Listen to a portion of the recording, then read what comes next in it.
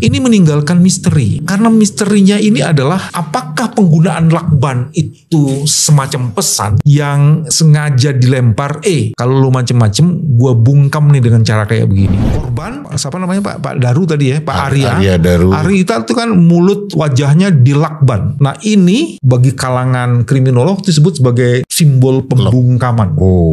Pembunuhnya ini sedang mengirim signal dan pesan. Jadi pesannya, lu bicara, gue timpe.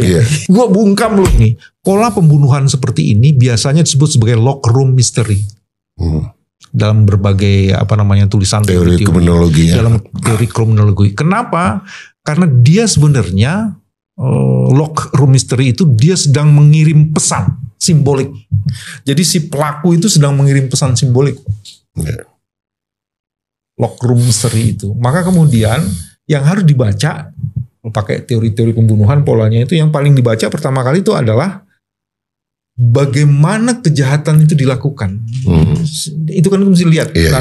Tadi dijelaskan bahwa korban siapa namanya Pak Daru tadi ya, Pak Arya Daru. Arya itu kan mulut wajahnya dilakban.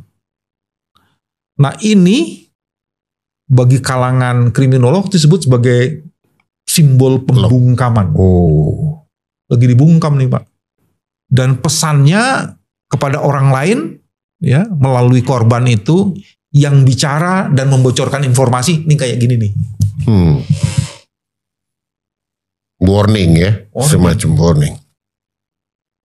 Pasti diplomat tahu lah, masa nggak tahu. Ya saya harus pura-pura.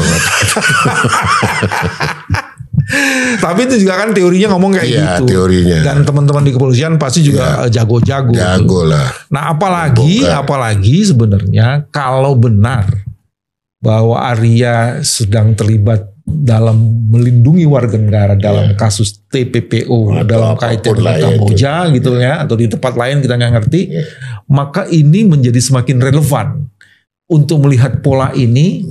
Apakah pembunuhnya ini sedang mengirim signal dan pesan.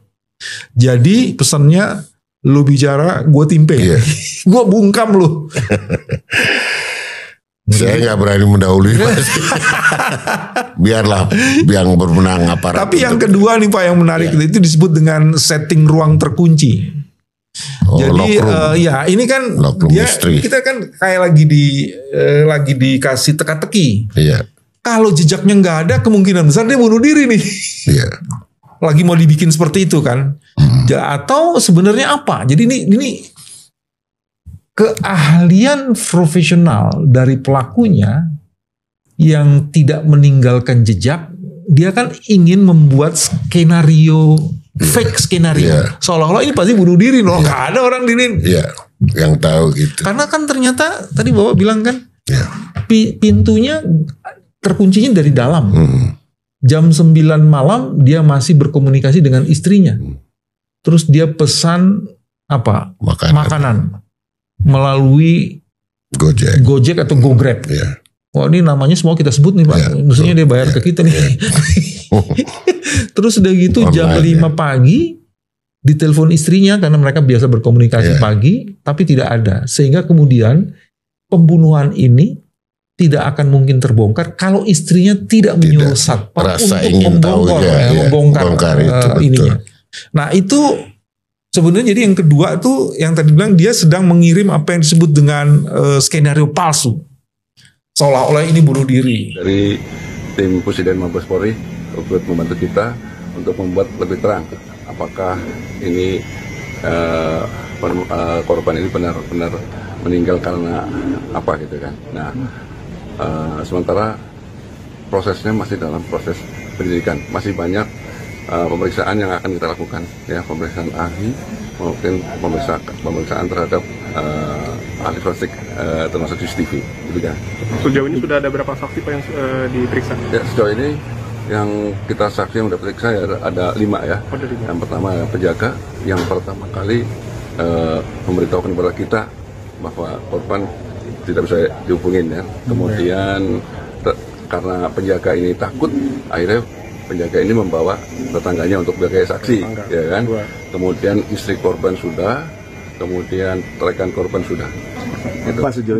saya terus terang prihatinnya itu sebagai diplomat senior ini melihatnya bahwa memang agak diabaikan kita. Ketika di luar negeri kita tuh maksudnya para diplomat itu dilabeli sebagai diplomat dengan paspor diplomatik, dengan paspor hitam, dengan perlindungan dari konvensi Wina ya. Namun ketika kembali ke tanah air, kita kembali dalam induk yang berstatus ASN. Punya masalah dengan orang pihak luar atau seperti apa Pak? Atau mungkin karena kan penemuannya juga dia ditemukan sendiri ya Pak? Atau mungkin memang ada tekanan dari pihak luar atau seperti apa Pak? Nah betul, jadi inilah yang sedang kita lakukan Mas. Ya. Kita akan lihat hasil otopsi, ya. Kemudian kita akan lihat juga medical record beliau korban, ya kan. Kemudian kita akan cek juga ahli forensik terkait ke beliau di dalam sendiri. Tugas-tugas diplomatik itu sebagiannya adalah tugas-tugas yang ada dalam operasi senyap. Bisa menyangkut soal rahasia-rahasia tertentu yang berkaitan dengan kebijakan negara. Tapi bisa juga kejahatan-kejahatan tertentu yang tidak mudah diumbar sembarangan. Dan kejahatan-kejahatan itu bukan kejahatan-kejahatan biasa. Karena salah satu fungsi dari diplomat adalah perlindungan warga negara yang ada di luar negeri. Nanti kan kita akan satukan, akan kita padukan dengan hasil otopsi. Apakah obat-obat ini minum atau gimana kan gitu kan? Nanti kita lihat. Gitu. Sementara Pak, itu. Dari ahli-ahli yang dipanggil nanti siapa aja Pak ya? Mengingat kan sempat ada mulai muncul soal dugaan seksual asfiksia, kelainan dan lain-lain gitu Pak. Di kasus ini. Sementara kita ahlinya nanti ahli digital ya, CCTV itu kan. Oh, CCTV. Ahli digital CCTV sama ahli forensik aja nanti apa? Otopsi gitu. Otopsi. Dia pernah terlibat dalam kejahatan yang menyangkut TPPO, tindak pidana penghilangan orang. Dia terlibat untuk melindungi warga negara. Ada banyak mafia di situ. Dan kita sudah sering mendengar Kamboja adalah salah satu wilayah di mana TPPO-nya paling tinggi dan korbannya adalah orang Indonesia. Jadi kita akan kulik kejahatannya itu sendiri, melihat korbannya dan dalam kaitannya dengan diplomat. Sidik jari yang di Lakban itu. Sementara masih diproses nih. Tadi dari Mabes Polri, Presiden masih melakukan ini lagi. Ya, kita aja rekan-rekannya. Sidik jari siapanya udah ketahuan belum, masih kan barusan masih diproses. Ada Pak, untuk olah TKP tadi itu yang dicek apa aja masih sidik jari? Yang dari Mabes itu hanya cek barang-barang aja. Ini meninggalkan misteri. Karena misterinya ini adalah apakah penggunaan lakban itu semacam pesan yang sengaja dilempar, kalau lu macem-macem, gue bungkam nih dengan cara kayak begini.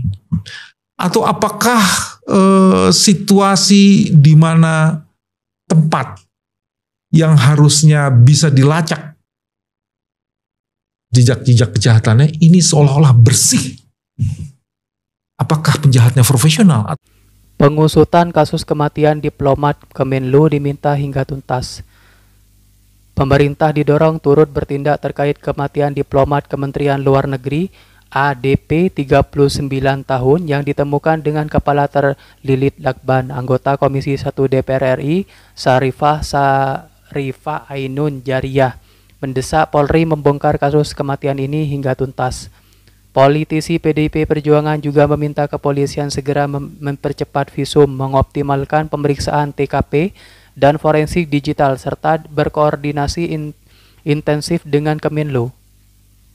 Sementara anggota DPR RI fraksi PDIP Perjuangan lainnya Juniko Sahaan mendorong pemerintah lebih memperhatikan hunian pejabat termasuk hunian diplomat. Dia menyampaikan duka cita atas penganiayaan ADP yang tewas secara tak wajar. Ia juga menyinggung sepak terjang ADP selama pengabdiannya di dunia diplomasi dan advokasi Indonesia, khususnya dalam memerangi tindak pidana pengadaan orang.